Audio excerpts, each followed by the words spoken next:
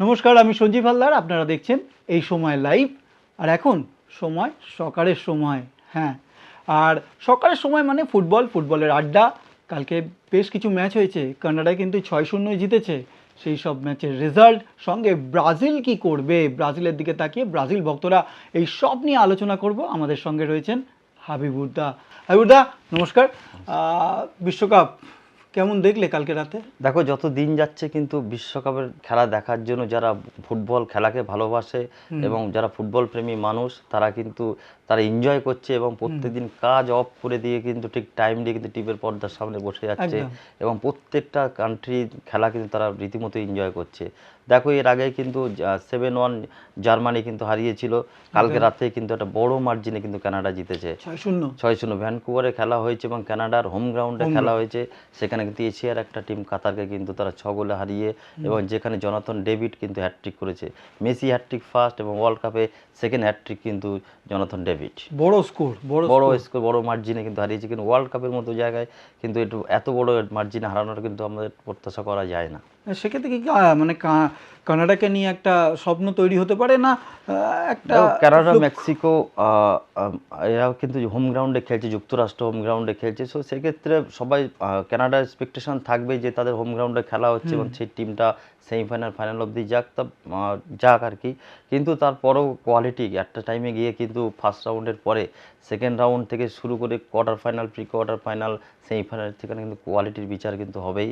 এবং যে টিমে যে কোয়ালিটি প্লেয়ার থাকবে সেই টিম কিন্তু এগিয়ে যাবে, এবং যে টিমের ভিতরে খুব আন্ডারস্ট্যান্ডিং থাকবে, টিম ইউনিটি থাকবে, সেই টিম কিন্তু সেমিফাইনাল, ফাইনালে যাবে। মানে 6-0 হয়েছে, যেটা মানে দেখতে বেশ ভালো লাগছে। কিন্তু এশিয়ার দল কাতার, দক্ষিণ কোরিয়া দুটোই কিন্তু কালকে হারলো। আর উল্টো দিকে যদি বলা যায় যে মেক্সিকো কিন্তু পরের রাউন্ডে যাওয়ার মতো প্রথম দল। 32 একেবারেই যেরকম কানাডা 6 গোলে জিতেছে কাতারের এগেনস্টে, ঠিক তেমনি কিন্তু মেক্সিকো কিন্তু সাউথ কোরিয়াকে কিন্তু হারিয়েছে 1 গোলে। এবং যে 1 গোলে হারানোর পরে কিন্তু মেক্সিকো কিন্তু সেকেন্ড রাউন্ডে কিন্তু কোয়ালিফাই অলরেডি করেছে। ফার্স্ট কোনো টিম সেকেন্ড রাউন্ডে গেল, এবং সেক্ষেত্রে কিন্তু আমাদের একটু হলেও খারাপ লাগবে, যেহেতু এশিয়ার দুটো টিম পরপর হারলো, এবং যেখানে খুব ভালো রেজাল্ট করছিল, যে এশিয়ার একটা টিম হারেনি, ড্র করছিল ম্যাক্সিমাম, সাউথ কোরিয়া জিতেছিল। সেক্ষেত্রে কিন্তু কালকে কিন্তু একটু হলেও আপসেট হয়েছি, যেহেতু দুটো এশিয়ার টিম পরপর হারলো। সেক্ষেত্রে একটু হলেও মনটা তো খারাপ লাগবেই। মন তো খারাপ, মানে এশিয়ার দল যদি ভালো করে আমাদের তো ভালো, কেননা ভারত তো নেই। তো সেই জায়গা থেকে তো একটা আশা, আমাদের হোপ যে এশিয়ার দল কিছু করবে। একদম, সবসময় আমরা চাইবো যে এশিয়ার টিমগুলো যত ভালো রেজাল্ট করবে, যত ভালো পারফরমেন্স দিতে পারবে, তত আমাদের নিজেদেরও ভালো লাগবে, এবং এশিয়ার যারা থাকে তারা কিন্তু উপভোগ করবে এই ওয়ার্ল্ড কাপ নিয়ে। কেন এখানে যে কটা টিম, যে কটা কান্ট্রি পার্টিসিপেট করছে, তারা নিজের কোয়ালিটি, তাদের কিন্তু নিজেরা কোয়ালিফাই করে যোগ্যতা অর্জন করে কিন্তু এই প্ল্যাটফর্মে এসছে ওয়ার্ল্ড কাপের মতো আসরে। সুতরাং এখানে কোনো কান্ট্রি কিন্তু ছোট নয়, এখানে তারা যোগ্যতা অর্জন করে কিন্তু এখানে পার্টিসিপেট করছে। শুধু এখানে ছোট বড় বলে কথা নেই, এবার সবাই সবার বেস্ট এবং বেস্ট পারফরমেন্স দেওয়ার জন্য কিন্তু চেষ্টা করছে। মেক্সিকোকে নিয়ে কি বলবে? মানে পরের রাউন্ডে তো গেছে, হোম গ্রাউন্ডে খেলা, দক্ষিণ কোরিয়ার মতো একটা দল।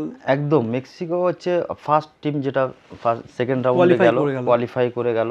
কিন্তু মেক্সিকো টিম আমি যতটুকু খেলা দেখেছি, তারা ব্যালেন্স টিম, এবং দুটো সাইড ব্যাক থেকে শুরু করে উইংয়ের আন্ডারস্ট্যান্ডিংটা খুব ভালো। এবং এই টিমটা কিন্তু সেকেন্ড রাউন্ডে গিয়েও কিন্তু খুব ভালো পারফরমেন্স করবে। একটা জিনিস তুমি খেয়াল রাখবে, সবসময় ওয়ার্ল্ড কাপে একমাত্র দেখা যায় যে প্রথম খেলা, এর আগে তুমি দেখো যে লাস্ট আর্জেন্টিনা কিন্তু ফার্স্ট ম্যাচ সৌদি আরবের কাছে হেরেছিল, আর সেই টিমটাই কিন্তু ওয়ার্ল্ড কাপ চ্যাম্পিয়ন হয়েছে। এবং প্রিভিয়াস যদি তুমি দেখো, তাহলে তুমি দেখবে যে ওয়ার্ল্ড কাপে যে টিমটা চ্যাম্পিয়ন হয়, সেই টিমটা কিন্তু ফার্স্ট রাউন্ডে কিন্তু একটু ডিফিকাল্ট পড়েই, হয় ড্র নয় হারে, এবং তারপর থেকে সেকেন্ড রাউন্ড থেকে কিন্তু সেই দেশগুলো কিন্তু কন্টিনিউ ভালো পারফরমেন্স করতেই থাকে, এবং তারাই কিন্তু চ্যাম্পিয়ন হয়। এরা দেখা গেছে প্রিভিয়াস, সেটাও লাস্ট 2022-এ কিন্তু হয়েছিল আর্জেন্টিনার ক্ষেত্রে। এক্ষেত্রেও দেখা যাচ্ছে যে ব্রাজিল ফার্স্ট ম্যাচ ড্র। আমার প্রশ্ন এখানেই আসবে যে মেক্সিকো তো উঠে গেছে, কিন্তু ব্রাজিলের কাছে কিন্তু খুব চাপের, কারণ প্রথম ম্যাচ একদম ড্র, তারপর এখন কিন্তু এই ম্যাচটা জিততেই হবে তো কালকে। যে 100 বার ব্রাজিল ফার্স্ট ম্যাচ ড্র করেছে, এবং কালকে কিন্তু হাইতির সঙ্গে আবার নামছে সেকেন্ড ম্যাচে।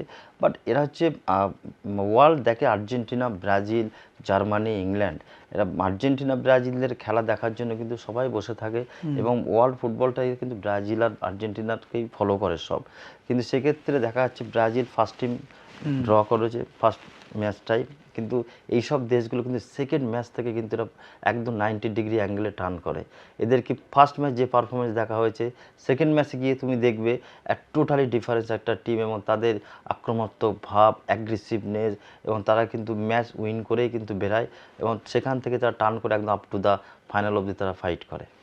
এই ব্রাজিলকে নিয়ে কি বলবেন, নেইমার কি খেলবে, মানে খবর কি রয়েছে? বা আমি জানতে চাইছি যে তোমরাও তো ফুটবল খেলো, অবশ্যই ওখানকার আপডেট তোমার কাছে নেই, কিন্তু একটা তো চাপের ম্যাচ, এই ম্যাচটা জিততেই হবে, পয়েন্ট নিতেই হবে, সেই ক্ষেত্রে কোচের কি চিন্তা ভাবনা থাকবে, নেইমারের কি চিন্তা ভাবনা থাকবে অ্যাজ এ ফুটবলার, আমি জানতে চাই। দেখো, যে এরকম একটা আসরে সবসময় যদি কোচ দেখে যে আমার টিম বেরিয়ে গেছে সেকেন্ড রাউন্ডে, তাহলে কিন্তু ভালো যে প্লেয়ার, পজিটিভ প্লেয়ার, তাদেরকে কিন্তু তুলে নেয়, উইথড্রল করে নেয়, বিকজ তাদেরকে সেফ রাখার জন্য, টিমটাকে ভবিষ্যৎ চিন্তা করে, ফাইনালে যাওয়ার চিন্তা করে কিন্তু সেই সব টিম প্লেয়ারগুলো কিন্তু তারা রিজার্ভে রেখে দেয়।